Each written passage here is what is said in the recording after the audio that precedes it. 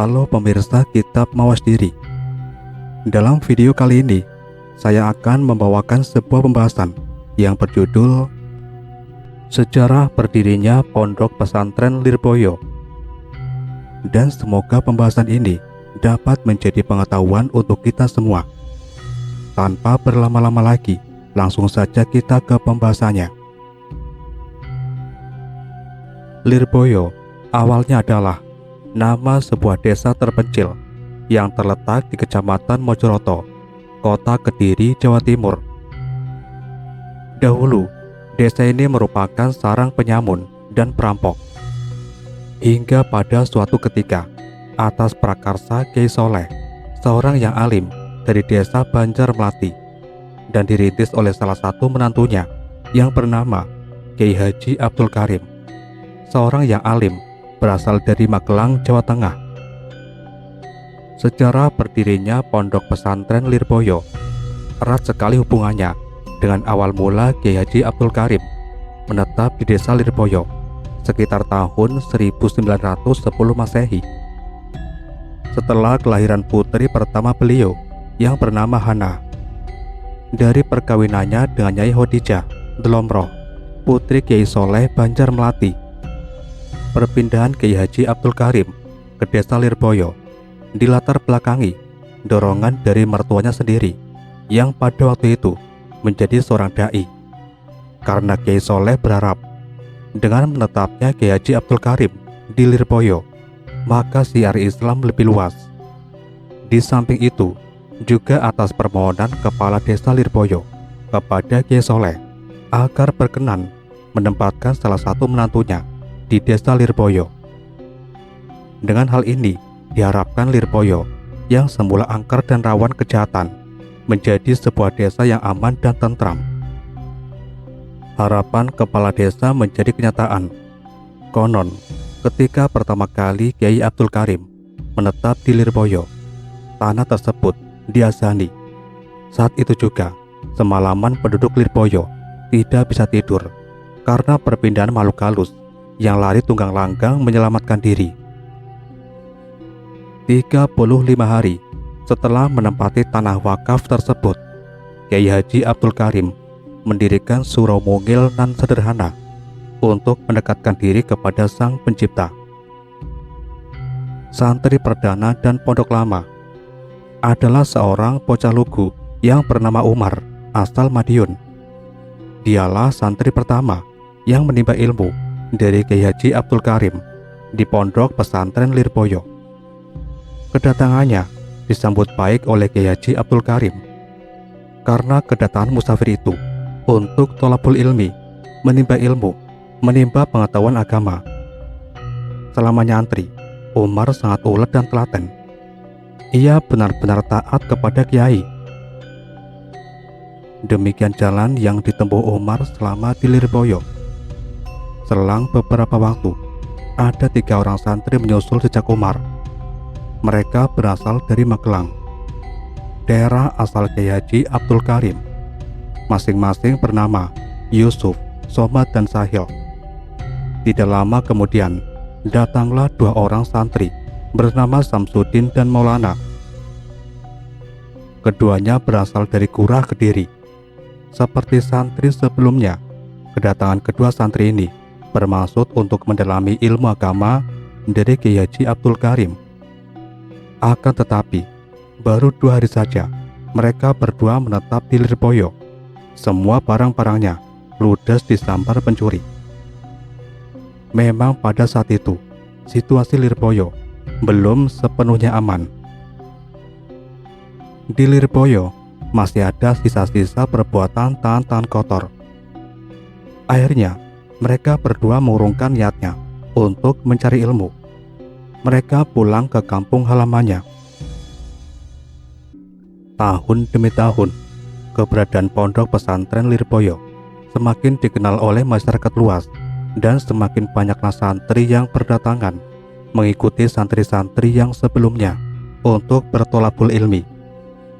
Maka untuk menghindari hal-hal yang tidak diinginkan, seperti yang dialami oleh Samsudin dan Maulana, dibentuklah satuan keamanan yang bertugas ronda keliling di sekitar pondok. Berdirinya Masjid Pondok Pesantren Lirboyo.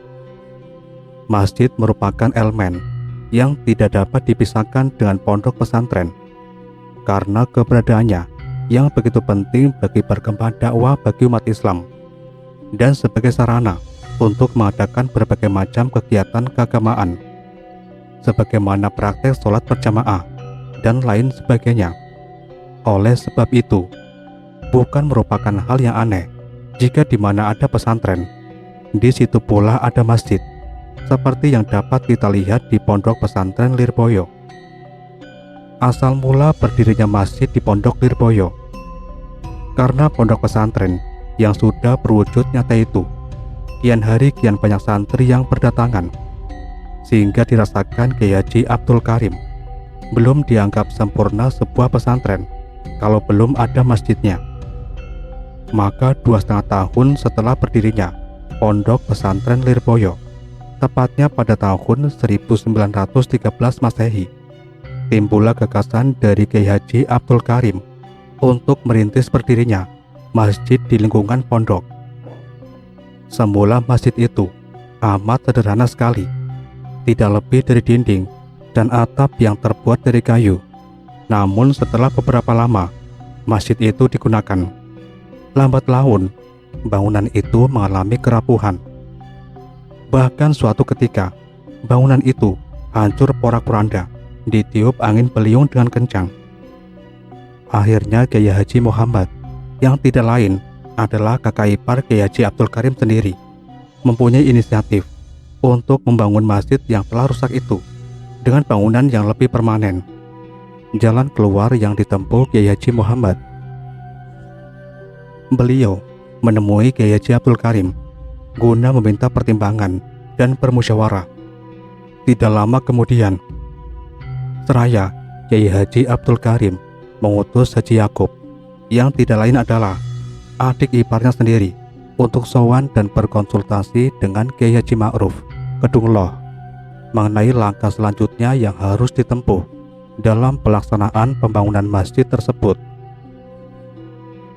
Dari pertemuan antara Haji Yakub dengan Kiai Haji Ma'ruf Kedungloh itu membuahkan persetujuan, yaitu dana pembangunan masjid dimintakan dari sumbangan para dermawan dan hartawan. Usai pembangunan itu diselesaikan, peresmian dilakukan pada tanggal 15 Rabiul Awal tahun 1347 Hijriah atau 1928 Masehi. Acara itu bertepatan dengan acara ngunduh mantu putri Kiai Haji Abdul Karim yang kedua, Salama, dengan Kiai Haji Mansur Pacul Goang. Dalam tempo penggarapan yang tidak terlalu lama, masjid itu sudah berdiri tegak dan megah pada masa itu, dengan mustakannya yang menjulang tinggi, dinding serta lantainya yang terbuat dari batu merah. Gaya bangunannya yang bergaya klasik, yang merupakan gaya arsitektur Jawa kuno dengan gaya arsitektur negara Timur Tengah. Untuk mengenang kembali masa kemasan Islam pada abad pertengahan, maka atas prakarsa Kiai Haji Ma'ruf, pintu yang semulanya hanya 1 ditambah lagi menjadi 9, mirip kejayaan Daulat Fatimiyah. Selang beberapa tahun setelah bangunan masjid itu berdiri, santri kian bertambah banyak. Maka sebagai akibatnya, masjid yang semula dirasa longgar semakin terasa sempit. Kemudian diadakan perluasan dengan menambah serambi muka, yang sebagian besar dananya dipikul oleh Haji Bisri, dermawan dari Branggahan Kediri. Pembangunan ini dilakukan pada tahun sekitar 1984 Masehi. Tidak sampai di situ, sekitar tahun 1994 Masehi, ditambahkan bangunan serambi depan masjid. Dengan pembangunan ini, diharapkan cukupnya tempat untuk berjamaah para santri. Akan tetapi, kenyataan mengatakan lain. Jamaah para santri tetap saja membludak, sehingga sebagian harus berjamaah tanpa menggunakan atap. Bahkan sampai kini, bila berjamaah sholat Jumat, banyak santri dan penduduk yang harus beralaskan aspal jalan umum. Untuk menjaga dan melestarikan amal jariah pendahulu, serta menghargai dan melestarikan nilai ritual dan historis, sampai sekarang masjid itu tidak mengalami perubahan. Hanya saja, hampir tiap menjelang akhir tahun, dinding-dindingnya dikapur dan sedikit ditambal sulam. Sejarah berdirinya Madrasah Hidayatul Mubtadiin, Pondok Pesantren Lirboyo, Kota Kediri. Sistem pendidikan dan pengajaran di Pondok Pesantren Lirboyo yang dikenal selama ini adalah sistem klasikal dan sistem klasik, bandongan, sorogan, dan weton. Sistem klasik diajarkan di Pondok Pesantren Lirboyo sebelum berdirinya Madrasah Hidayatul Mubtadiin, tepatnya sejak berdirinya Pondok Pesantren Lirboyo, yaitu 1910 Masehi. Sementara sistem klasikal dimulai sejak berdirinya Madrasah Hidayatul Mubtadiin tahun 1925 Masehi hingga sekarang. Madrasah Hidayatul Mubtadiin berdiri bermula dari gagasan Jamhari, seorang santri senior asal Kaliwungu, Kendal, Jawa Tengah. Gagasan tersebut dilaksanakan setelah mendapat restu dari Romo Kyai Haji Abdul Karim. Kemudian diikuti oleh Mas Samsi, asal Gura Kediri, dan Mas Syamsi, orang yang pertama memasang papan tulis di setiap kelas sebagai sarana untuk menulis dan menerangkan pelajaran. Dan saat itu, secara resmi, madrasah yang baru lahir itu diberi nama Hidayatul Mubtadiin. Berdirinya Madrasah Hidayatul Mubtadiin sangat direstui oleh pendiri Pondok Pesantren Lirboyo, Hadratus Syekh Romo Kyai Haji Abdul Karim, sehingga beliau dawuh kepada semua santri, santri-santri kang durung bisa maca lan nulis kudu sekolah, yang artinya para santri yang belum bisa membaca dan menulis harus mengikuti sekolah. Tujuan berdirinya Madrasah Hidayatul Mubtadiin: 1. Dengan adanya sistem yang sederhana, klasikal, dapat meningkatkan mutu pendidikan.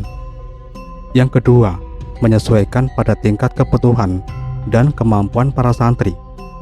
Yang ketiga, lebih intensif dalam mendidik dan membentuk kepribadian santri. Kendala-kendala dalam tahun pertama. Dalam tahun pertama berdiri, Madrasah Hidayatul Mubtadiin ternyata mengalami banyak kendala yang menyebabkan keadaan makin lama makin memburuk, karena pada waktu itu kurang berminatnya santri untuk memasuki pendidikan madrasah. Karena madrasah merupakan sistem pendidikan yang masih asing. Akhirnya, setelah berjalan kurang lebih 6 tahun, Madrasah Hidayatul Mubtadiin mengalami kevakuman di tengah jalan. Meskipun demikian, jangka waktu 6 tahun yang terhitung sejak tahun 1925 sampai tahun 1931 menghasilkan beberapa pengalaman yang cukup berharga, yaitu: pertama, madrasah sudah terbagi menjadi beberapa lokal. Yang kedua, beberapa guru dan pembimbing, diantaranya Ustadz Sanusi dari Bangil, Ustadz Serosi dari Perak, Kyai Bahri dari Kediri, dan lain-lain. Setelah mandek selama 2 tahun, tepatnya tahun 1931 Masehi sampai dengan tahun 1933 Masehi, Kyai Haji Jauhari, menantu Hadratus Syekh Romo Kyai Haji Abdul Karim, bersama Kepala Pondok Pesantren Lirboyo yang kala itu dijabat oleh Kyai Holil asal Melikan Kediri, serta Kyai Haji Fakih Asyari asal Sumberpare Kediri, menghidupkan kembali Madrasah Hidayatul Mubtadiin. Dan madrasah dibuka kembali pada malam Rabu Muharram tahun 1353 Hijriah yang bertepatan dengan tahun 1933 Masehi. Dan saat itu, setiap siswa ditarik sumbangan 5 sen setiap bulannya. Perlu diketahui bahwa madrasah pada masa itu masuk malam hari, yaitu pada maghrib, dan dibagi dalam 8 kelas. Kelas 3, kelas untuk sifir, persiapan, yang terdiri dari sifir awal, sifir sani, dan sifir salis. Sedangkan 5 kelas dipergunakan untuk tingkat ibtidaiyah yang terdiri dari kelas 1, kelas 2, kelas 3, kelas 4, dan kelas 5. Sedangkan kurikulum yang diajarkan pada tingkat sifir adalah mata pelajaran dasar, semacam pelajaran menulis huruf Arab, khot, pelajaran membaca Al-Quran, dan tajwid, dan pelajaran fikih, ibadah tahap permulaan. Sedangkan untuk kelas yang lebih tinggi, pelajarannya pun ditingkatkan sesuai dengan tingkatan kelasnya. Dan untuk tingkatan yang paling tinggi pelajaran ketika itu adalah Al-Jauharul Makmun. Pada dasarnya, Madrasah Hidayatul Mubtadi'in semenjak berdirinya memberikan porsi lebih banyak untuk mata pelajaran ilmu nahwu dan shorof, sehingga menjadi ciri khas tersendiri bagi Madrasah Hidayatul Mubtadi'in. Ketika masa penjajahan Jepang, jabatan Kepala Madrasah Hidayatul Mubtadi'in yang semula dijabat oleh H.K. Fakih Asy'ari, kemudian pada tahun 1942 diserah terimakan kepada Kiai Haji Samroji sebagai kepala madrasah yang baru. Dan di tahun itu pula Jepang dengan semboyannya Gospel and the Glory mulai menjajah bangsa Indonesia tercinta serta menguras seluruh kekayaan bangsa Indonesia, sehingga pada saat itu sulit untuk mencari sandang dan pangan. Sejak saat itu pula Madrasah Hidayatul Mubtadi'in yang semula masuk malam hari pada setelah maghrib dirubah menjadi siang hari, karena untuk mendapatkan bahan bakar minyak sebagai penerangan saat itu sangat sulit. Hal ini berlangsung hingga tahun 1945, dan ketika itu perkembangan Madrasah Hidayatul Mubtadi'in menurun secara drastis. Jumlah siswa yang sebelumnya mencapai 350 siswa lebih di masa pendudukan Jepang turun menjadi 150 siswa. Dari jumlah itu pun yang bisa menyelesaikan studinya hanya sedikit sekali. Bahkan pernah terjadi hanya 5 siswa yang bisa menyelesaikan pendidikan terakhir. Setelah merdeka, setelah Jepang bertekuk lutut kepada sekutu, bersamaan dengan dikumandangkan detik-detik proklamasi kemerdekaan Republik Indonesia pada tahun 1945, barulah Madrasah Hidayatul Mubtadi'in mengalami kemajuan yang cukup menggembirakan, dengan semakin banyak siswa yang bertandang untuk menuntut ilmu agama di Pondok Pesantren Lirboyo. 2 tahun setelah Indonesia merdeka, tepatnya pada tahun 1947, Madrasah Hidayatul Mubtadi'in mengalami pembaruan dengan disusunnya tingkat jenjang pendidikan yang semula merupakan sifir dan ibtidaiyah menjadi ibtidaiyah dan sanawiyah. Adapun kurikulumnya masih menggunakan kurikulum lama. Dan pada tahun 1947 ini pula didirikan lembaga baru yang berupa Madrasah Mualimin atas gagasan Kiai Haji Samroji yang waktu itu menjadi pengajar atau mustahik tingkat sanawiyah sebagai penyempurnaan, sedangkan waktu sekolah adalah malam hari dengan kurikulum untuk fikih adalah Fathul Wahab, Uqudul Jum'an, Fan Balaghah, Jami'ul Jamawi, Fan Usul Fikih. Masa pembenahan kurikulum pada tahun ajaran 1977 hingga 1978, Madrasah Hidayatul Mubtadi'in menyediakan tingkat aliyah. Keputusan ini disepakati dalam sidang panitia kecil Madrasah Hidayatul Mubtadi'in yang pada masa itu dipimpin oleh Bapak Ilham Nasir. Dengan terbentuknya pendidikan tingkat aliyah ini merupakan masa peralihan dari sistem pendidikan model lama menuju sistem modern yang diselaraskan dengan tradisi pendidikan di Pondok Pesantren Lirboyo. Dan pada tahun ini pula, jenjang pendidikan disempurnakan untuk Ibtidaiyah 6 tahun, Sanawiyah 3 tahun, dan Aliyah 3 tahun. Pada tahun ajaran 1983 hingga 1984, sidang panitia kecil yang dipimpin oleh Kiai Haji Anwar Mansur menetapkan penyempurnaan kurikulum dengan menambah kitab Al-Mahali, Fan Fikih, Jami Usohir, Fan Hadis, dan Jam'ul Jamawi, Fan Usul Fikih. Kitab-kitab inilah yang menjadi kitab pelajaran aliyah dan kitab yang paling besar yang ada di Madrasah Hidayatul Mubtadi'in. Perkembangan terakhir kurikulum Madrasah Hidayatul Mubtadi'in setelah tahun 1984 sampai dengan tahun 1997 tidak banyak mengalami perubahan. Sampai tahun terakhir 2003 yang dipimpin oleh Kiai Haji Habibullah Zaini. Cukup sekian pembahasan kali ini, dan nantikan pembahasan-pembahasan berikutnya tetap di channel Kitab Mawas Diri.